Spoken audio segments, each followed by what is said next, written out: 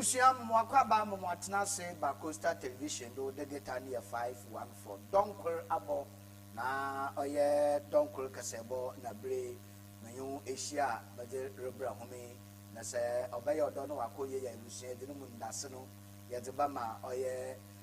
King of the Universe asoya waja tumde ubobo ma wadense no wonda ma akoye da mo monka ba ne de edano besi on edano ankase po crack eye na twu anampo budi King of the Universe also ompara okra ti bo madan ko na asoye na kaja dense wonda ma ne na fesi wo danma onkoye mfamma King of the Universe wona dawo maza na on yen hwen sama obedi na mu akotini bi Dan yara yada yesore yete oye eripre na akobofo woye adanse akrofo nde ba sentem ya so ya san ati the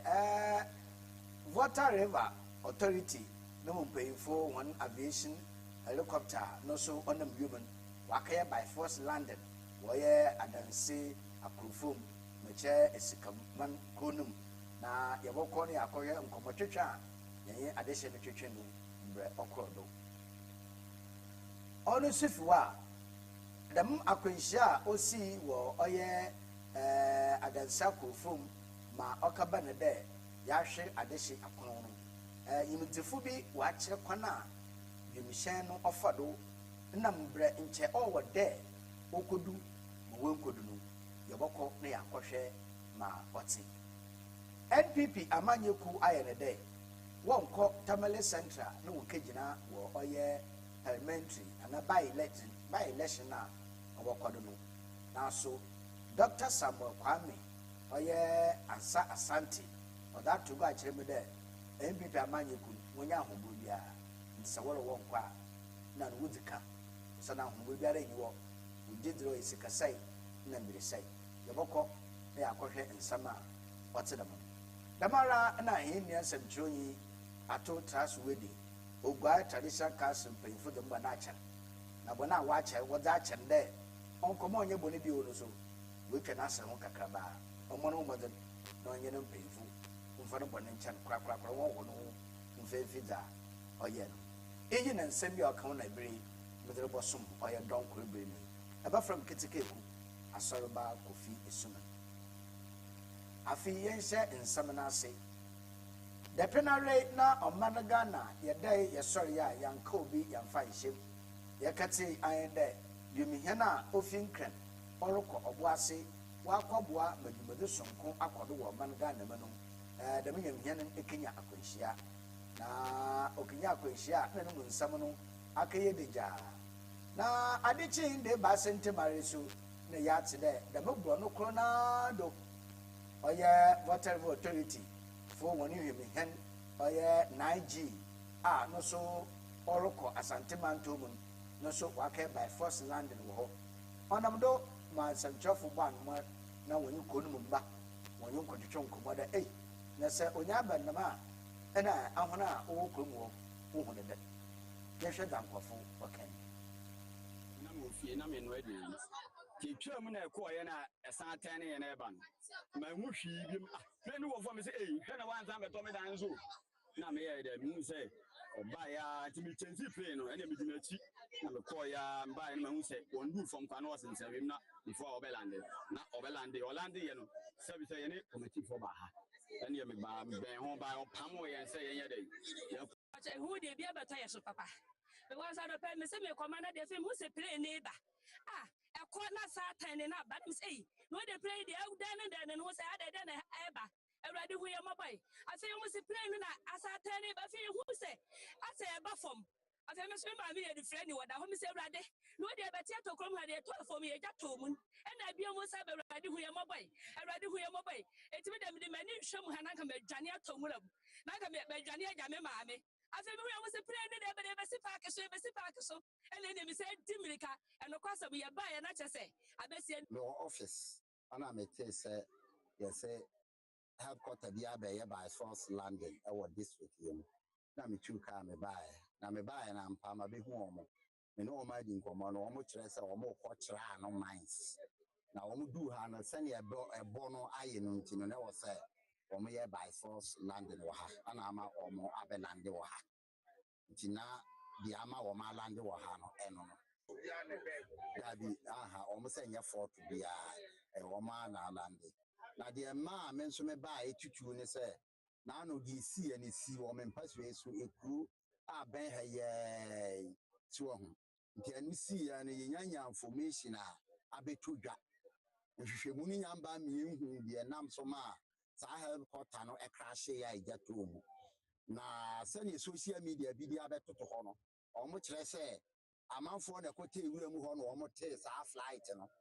nti se we nso abesi wo ha de a na wo se me behwe aida say watching news today. Well, all what the women masam the two guache me de no kwenu hu abom de what se wo wonto bi nhyem na akaba ne de yehien abai by force landed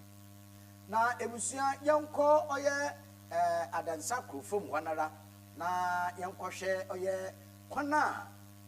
yehien nankesempo osi okakrashi wo oye eponum anede forest wo na enenuanom nsamcho eduma wo oyenkan mecho joy news hinu wabidie pa na oche bebi a yehien no tuefinkran na other bakwana onamdo ne chechemu no yankohwen chechemu ni the plane would have crashed. So it was getting over this mountain, which per our calculation is about 1,000 feet tall, the highest point you can find on that stretch. Now, this 1,000 feet, let me bring it home. You know the football,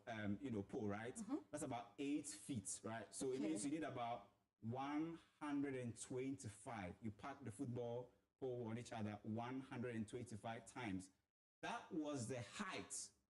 of the point where the aircraft actually got, crashed. Let's do the 3D for you to understand. So you can see that this red line shows you the mountain. So anywhere you see that red line is indicating the mountain area. So this was an obstacle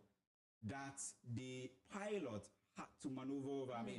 If you look at it, you see that on that day, the terrain, the weather condition in that area is also a big, big factor. Just look at this cone, this aspect of the mountain, and you see that side is very, very steep. And even if you compare that to Sycaman, where the whole thing happened, there's a distance has been established. That's why it took them about 2 hours to move from here to the crash point. And then as you can see, the whole place is green, showing you that this is a forest zone, whether it's semi-deciduous or deciduous forest. This is a forest zone. We understand there are cocoa farms there and all of that. But it will take you about 2 hours to move from Sycaman to the crash point. So you can see the mountain here, and you see the crash point map in yellow for you to understand what really happened on that day. I have a question. Between Sycaman and here, up the hill, if the helicopter needed to do by all means an emergency landing, do you envisage it being able to land in between Sycaman and here? So the scenario is that if there was a problem and the pilot had to do an emergency landing, it possibly would have done it here, Sycaman. But the visualization we are getting shows you that a move from Accra was trying to get over this line. It means that it passed Sycaman before it got crashed. So the question is, did they have a technical problem after they passed Sycaman, or was it because of the weather after they passed Sycaman and they couldn't get over the mountain? All of these are questions that people are asking. But if it was supposed to do any form of emergency landing, it was supposed to be it was supposed to be before they get to the mountain, either at Sycaman or somewhere around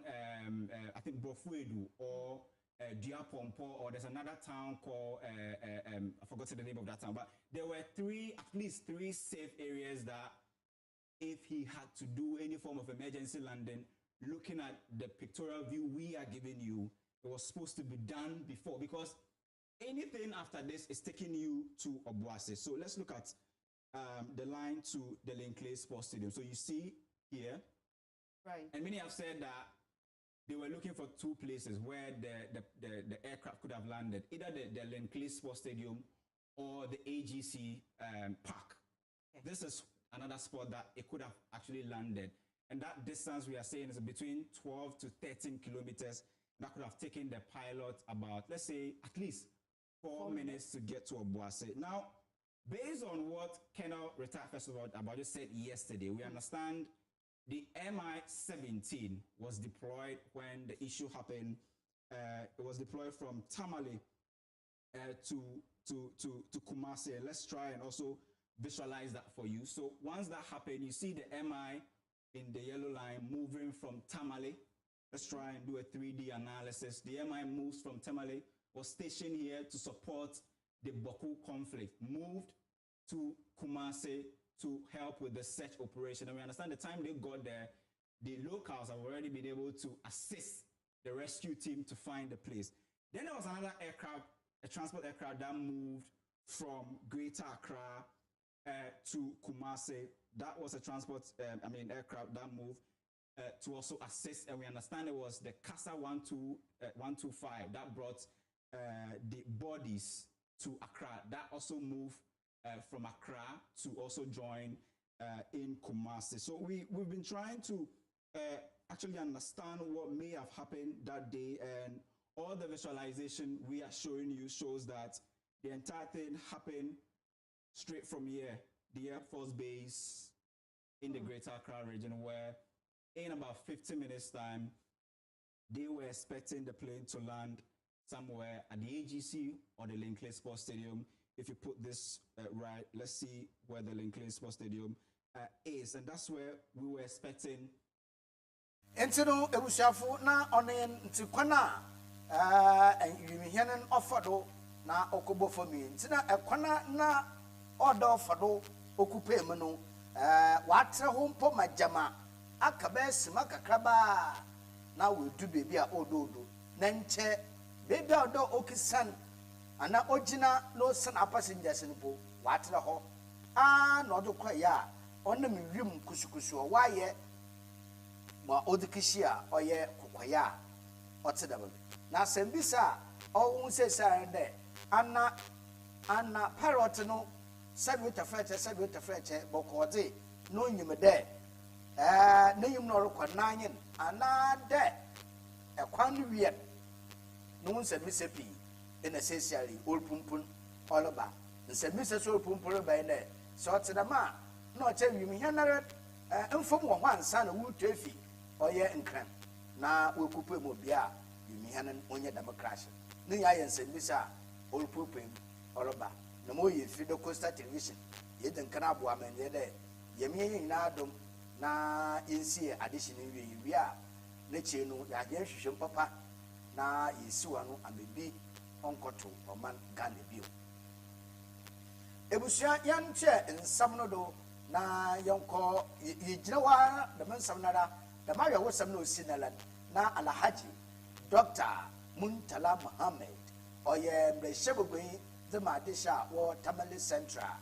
na enya ka bandami ode okoto aba no wuyi mreshebugui fofo meche ba election asemi mpumpuni ana onsadampo onyiniti na so amanyesam amanyeku no mumba meche politicians binum ashasiri unity de ena obaya enyunko obaya enyunko iye ekeja ma NPP amanyeku no mumba wada kate epu aba no de ahanyina de obokwata Mele Central pa na wakoto abade nyame ofo won bone chewo won kwande won kwachina nti nyada NPP amanyeku no bokwa contest by election bia asami na nsamchofo nyanye Dr. Samuel Asante oya political scientist yena bonko bi se na dot so nya bandama na NPP amanyeku da worken ne sunsuanu bo wie dem Dr. Nasaman de se NPP amanyeku kadama no oyo ni so na wunya kokodu na wunyi akade so na wunyi pefe de ansa ne so a wakase adaje nambe wo oya Tamale Central senti na anye de wo kwa apem obulu sa apem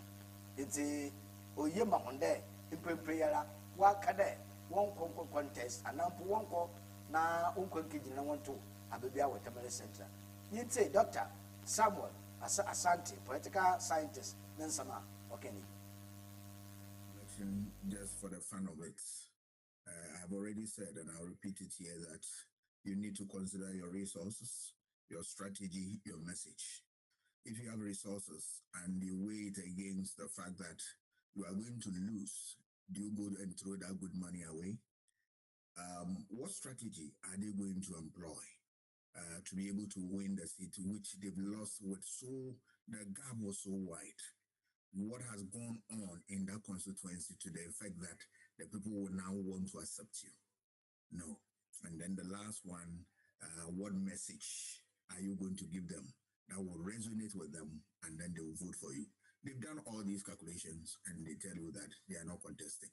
Yes, it is, you can't blame them, but they've known from their research and from all the analysis that they are likely to lose the election. Right, but it's short-term and long-term implication for both parties? Oh, for NDC, they were holding the seat, so they will begin to building a more support base and to strengthen the base of the party in that constituency. For NPP, it is not the end of the road. When we come to main elections, they will be able to also compete and compete well. Remember, when that place was not, they used to be, I think, Sabu Gida or so, and then NPP man had it. Yes, Mustafa Idris was there. So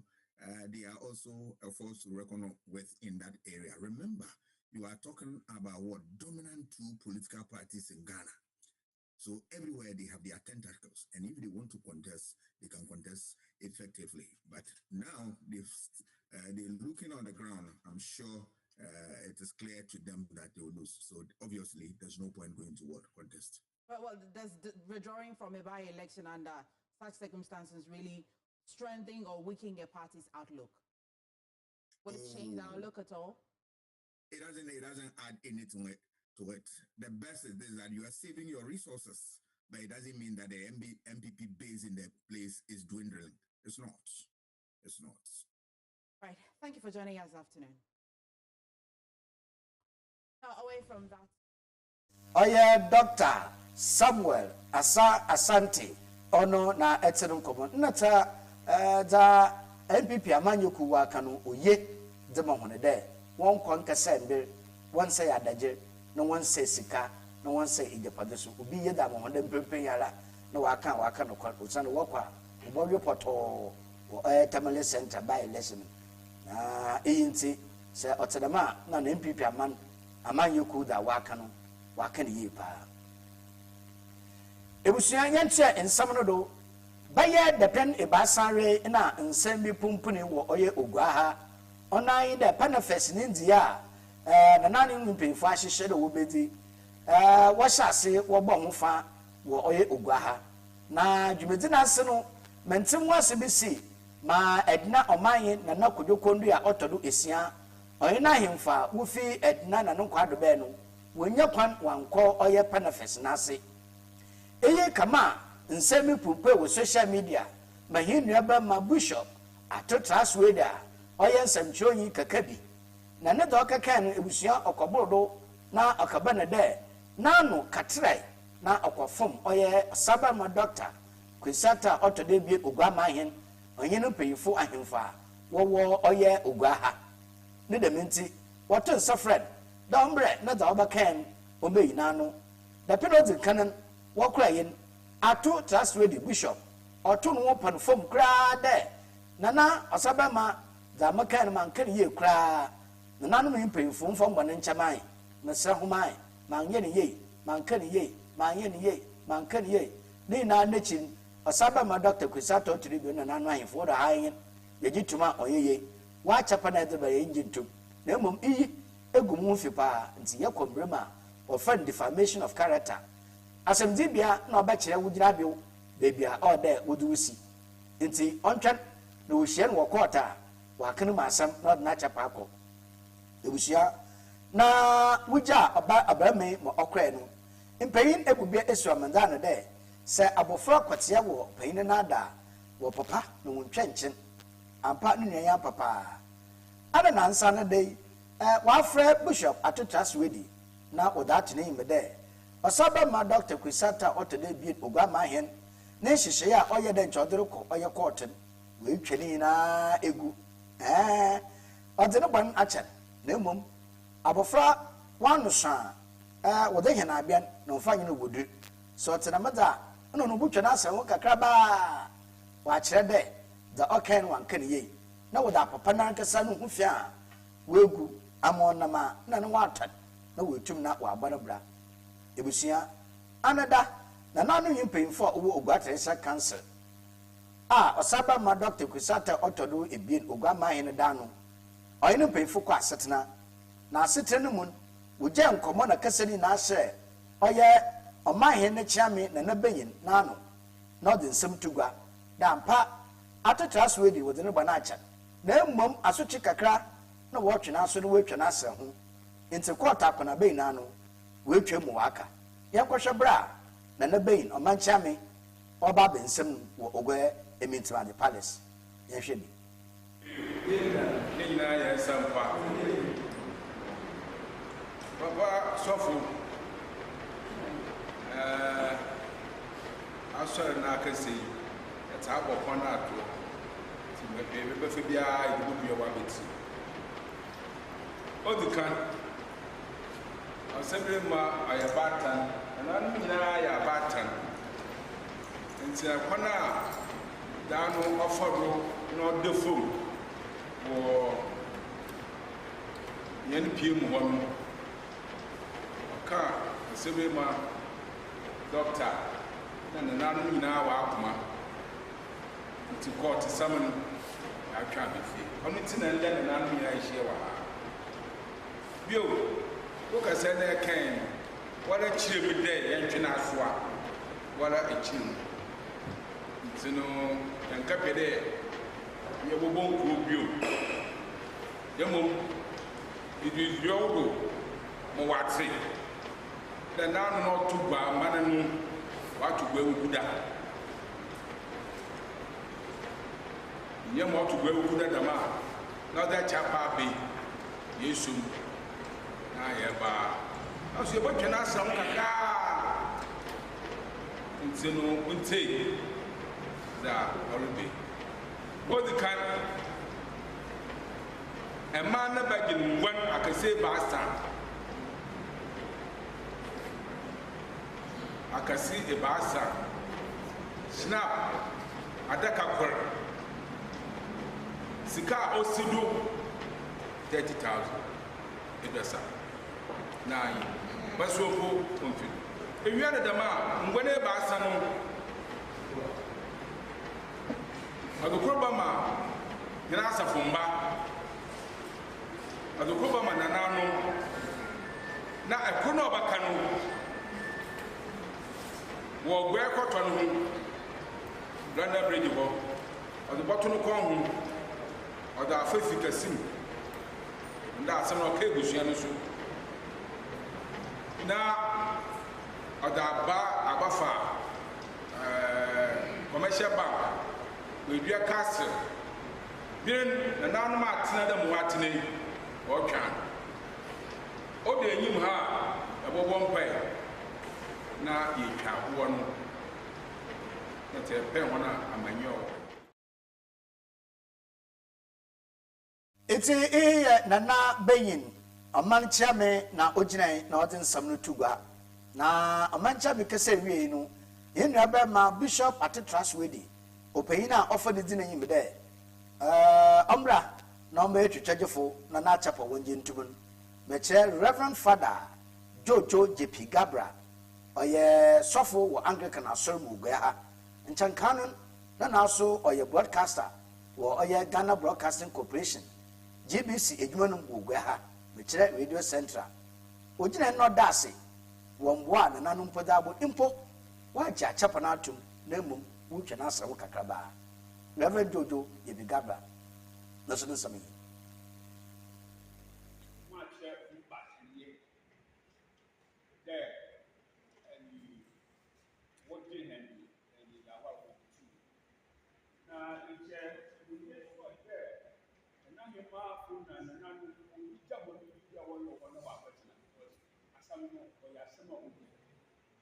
nti ye da wana wo no so na ya sede akupana on koduna on boye mo ba na yan kete asan ya because I still have that in that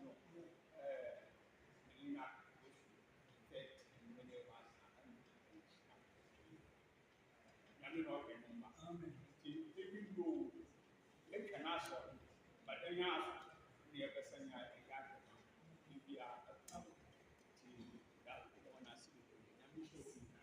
maybe maybe so